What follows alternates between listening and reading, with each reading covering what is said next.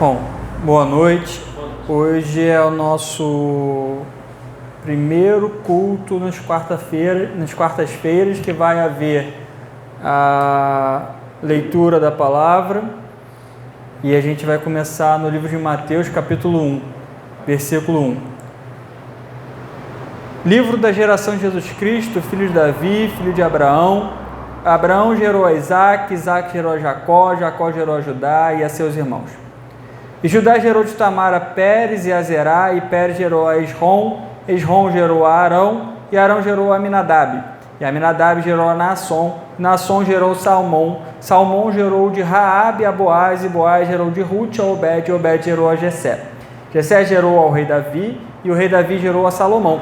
Daqui foi mulher de Urias, e Salomão gerou a Roboão, Roboão gerou a Abias, e Abias gerou a Asa, e Asa gerou a Josafá, Josafá gerou a Jorão, Jorão gerou a Uzias, e Uzias gerou a Jotão, Jotão gerou a Acais, e Acais gerou a Ezequias, Ezequias gerou a Manassés, e Manassés gerou a Amon, e Amon gerou a Josias, Josias gerou a Jeconias e a seus irmãos na deportação para a Babilônia.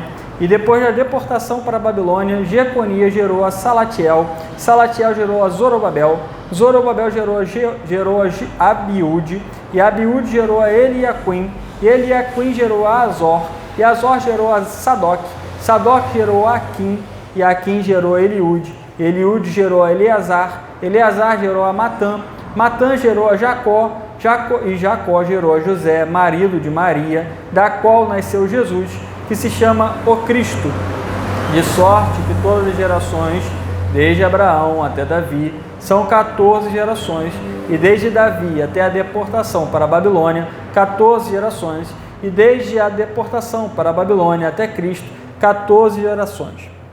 Ora, o nascimento de Jesus Cristo foi assim, que estando Maria, sua mãe, desposada com José, antes de se ajuntarem, achou-se ter concebido do Espírito Santo.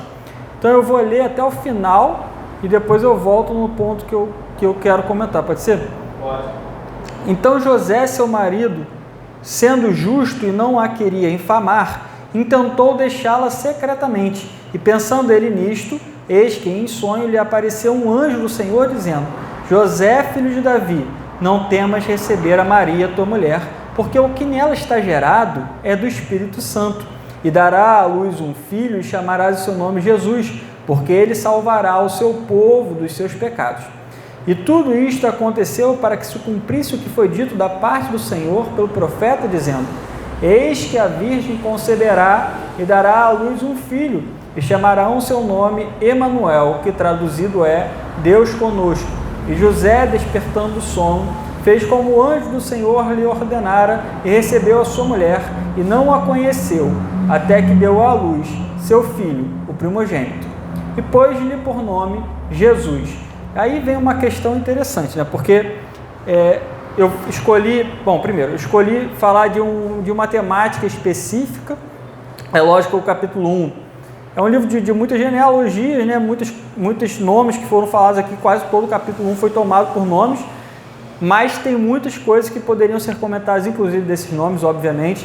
E depois disso também, uma delas aqui que me chama muita atenção é porque ele salvará o seu povo dos seus pecados, né? Então, a atribuição de salvador das pessoas de seus pecados é dado ao próprio Jesus Cristo. Então, não pode ser nós mesmos parar de pecar ou parar de fazer coisas erradas, porque o nosso salvador dos nossos pecados é o próprio Jesus Cristo. Isso é uma outra temática que abrange muita coisa. O que eu escolhi falar foi sobre a fornicação. E aí, porque lá a partir do versículo 18 em diante, fala sobre esse tema, né? Porque ele diz ali: ora, o nascimento de Jesus Cristo foi assim, que estando Maria, sua mãe, desposada com José, então desposada, eles já estavam noivos, né? Antes de se ajuntarem, ou seja, antes deles casarem, efetivamente falando, o José, por ser um homem justo, que fala aqui, antes de se juntarem, ela achou-se ter concebido do Espírito Santo, ou seja, Maria estava grávida do Espírito Santo. Então José, seu marido, sendo justo, ou seja, ele era um cara justo, e o que acontece? Ele não a queria infamar. né, intentou deixá-la secretamente. Por que isso? Eu acho esse tema bastante interessante, até vi uma pregação recentemente falando um pouco sobre isso. Eu separei alguns textos para poder falar sobre isso.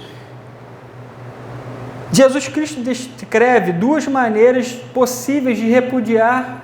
Jesus Cristo descreve duas maneiras possíveis de repudiar sua mulher, dada essa lei por Moisés. Então, essa lei está escrita lá em Deuteronômio, capítulo 22, versículo 13 ao versículo 21, e depois do versículo 24, do capítulo 24, versículo 1 até o versículo 4. Mas vamos começar no capítulo 22, versículo 13. Porque antes de se ajuntar, José, por Maria estar já grávida, e ele não sabia de quem era, né, até então, não querendo infamar a ela, ele sendo justo não poderia casar com ela, porque se ele casasse com ela, traria um pecado sobre ela, um pecado grave, gravíssimo na realidade. Então ele sendo justo não queria infamar a ela, não queria que ela fosse alguém que cometeu um grande pecado contra o Senhor. Ele pensou em deixar ela secretamente. E aí o próprio Deus intervém, né? Que daí é no versículo seguinte. Mas vamos ler antes por que a Bíblia descreve o José como sendo um homem justo e por que ele agiu da maneira como agiu, já que ele era justo.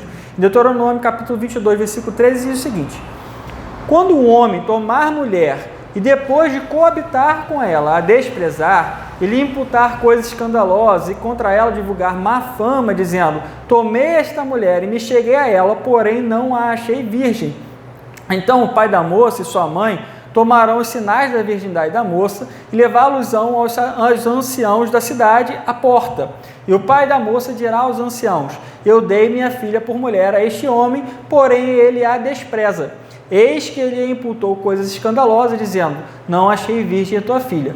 Porém, eis aqui os sinais da virgindade, minha filha, estenderão uma roupa diante dos anciãos da cidade. Então os anciãos da mesma cidade tomarão aquele homem, o castigarão, e o multarão em 100 ciclos de prata e os darão ao pai da moça, porquanto divulgou má fama sobre uma virgem de Israel, e lhe será por mulher em todos os seus dias, não a poderá despedir.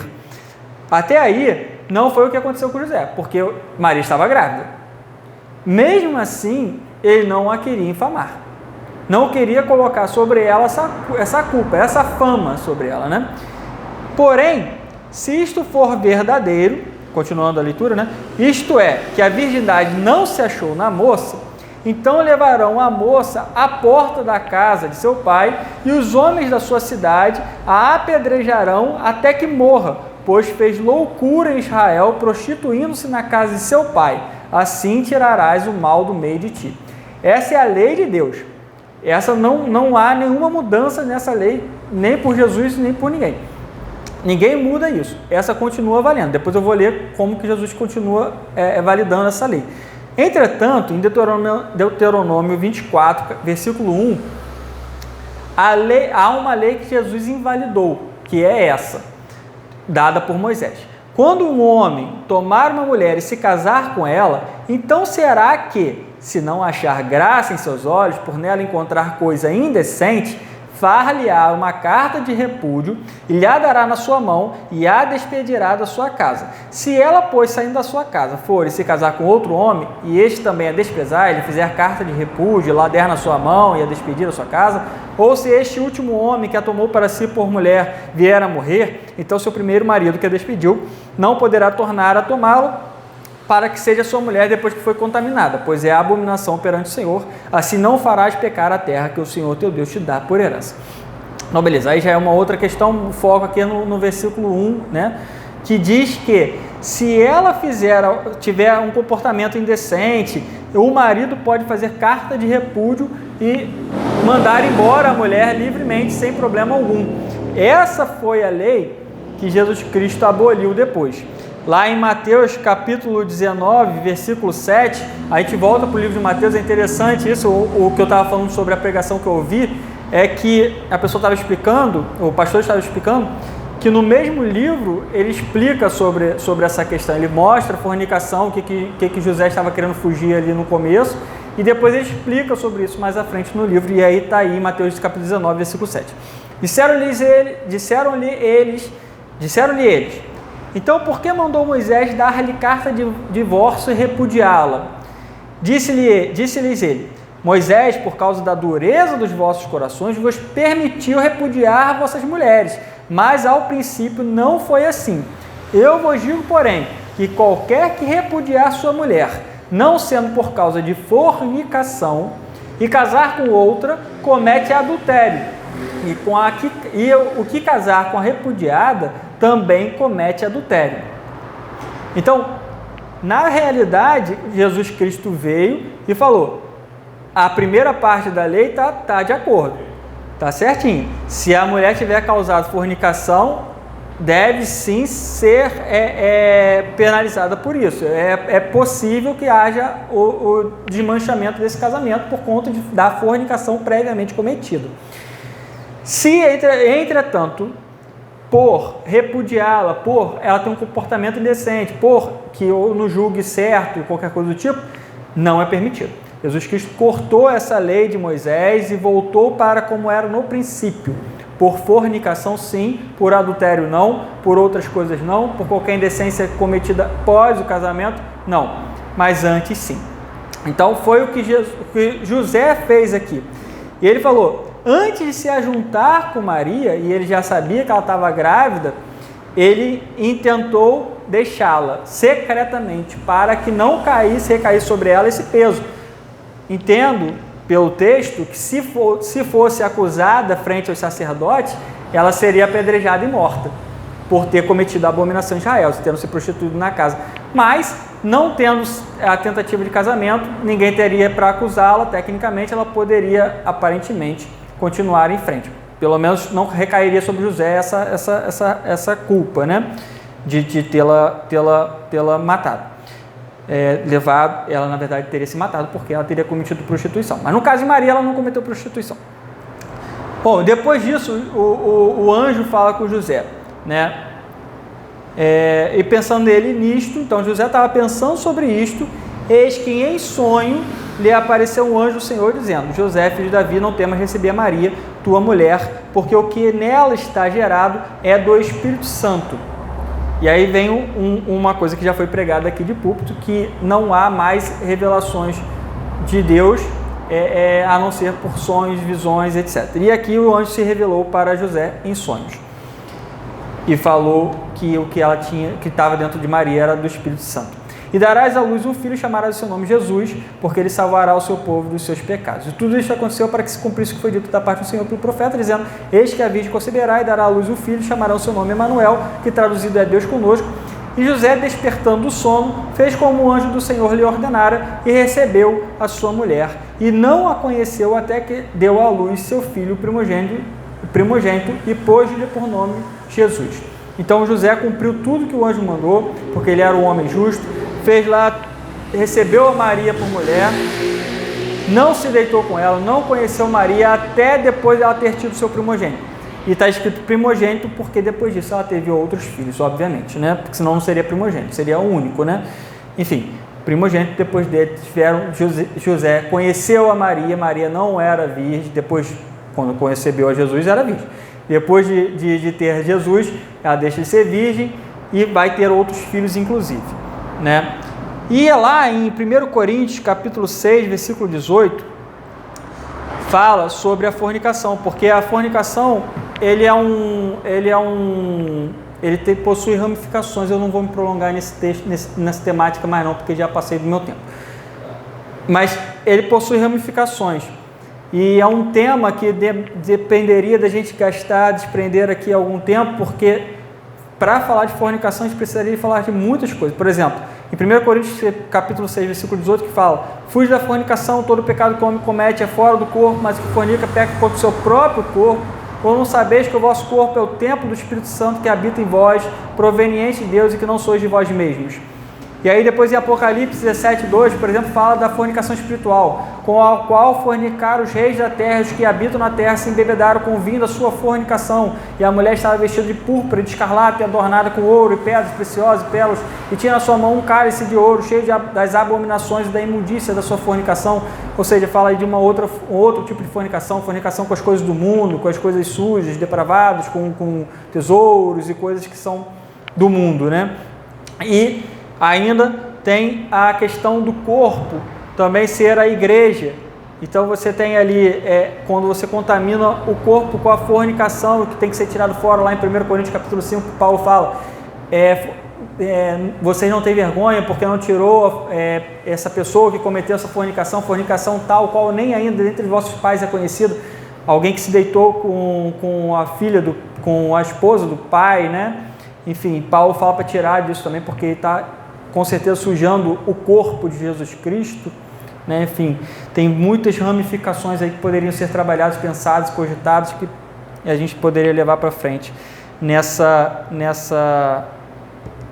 relação. O importante que eu queria pontuar é que,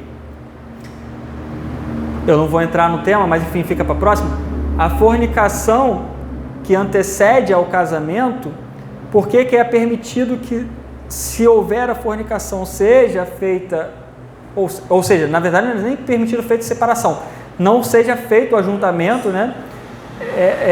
Jesus Cristo reconhece isso como sendo permitido, e por que após não, né? Após o casamento já não tem mais nada que possa fazer essa separação do homem da sua esposa, de Cristo da sua igreja.